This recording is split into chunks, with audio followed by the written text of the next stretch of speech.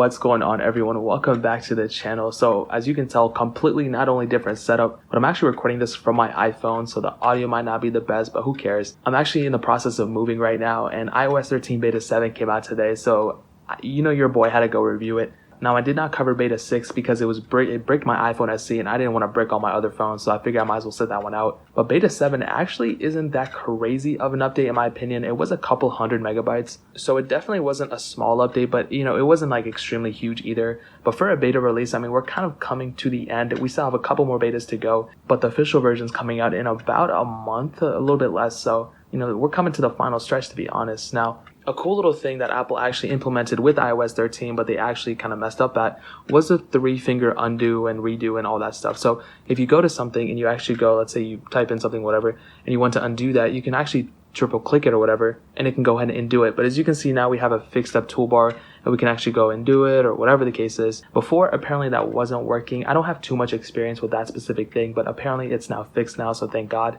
So that specific menu is fixed. So if you want to go, you can go and triple click it. You can go and get this new option thing and go ahead and do whatever you need to do with it there. And also with the 3D touch devices, apparently 3D touch is getting better and better throughout these specific updates. Now, if you remember early on, it was really messed up. They were really messing up somewhere. Haptic feedback was mixing up with 3D touch, but now specifically, I'll go ahead and show you guys. When you go ahead and 3D touch, it's almost like instantaneous in a way. Before, it wasn't really instantaneous. It was kind of messing up. But now it seems like it's almost as fast as it was on iOS 12. And if you remember on beta 5, I believe, they actually went ahead and made these menus a little bit smaller, and I actually like that a lot. And at the same time, they also made the volume button, not the volume button, but the volume thing a little bit better as well. Now, I'll tell you this, when they did that, I'm not gonna lie, it's really been messing up with my workflow because I'm so not used to having it go up and down that fast. So like sometimes I'll be like randomly listening to something and I'll put it up and it'll just randomly just jump up that high, especially if I'm on Snapchat or something. That thing goes up like it's nothing. So I gotta get a little bit adjusted to that. So as you can see, it goes up super fast, but there's more focal points or whatever to kind of hit at. There's 32 now instead of 16. So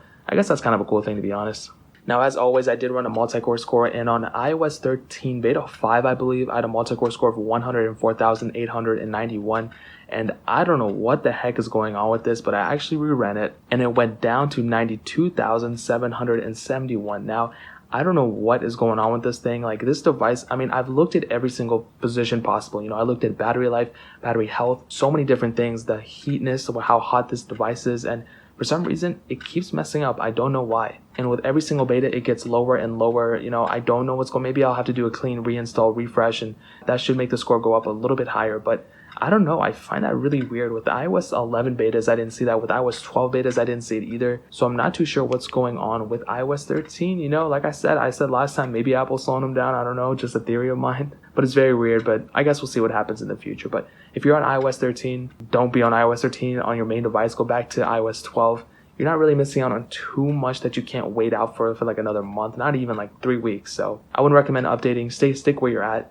If you're on the betas, however, obviously update to beta 7 is the most stable one. But that's pretty much it, guys. If you have any questions or anything, leave it down in the comment section below. Hit that like button, that'll mean so much, but definitely hit that subscribe button. Every single subscriber that we get really does count, so it'll mean so much if you guys can hit that. Also, check out the other links down in the description as well.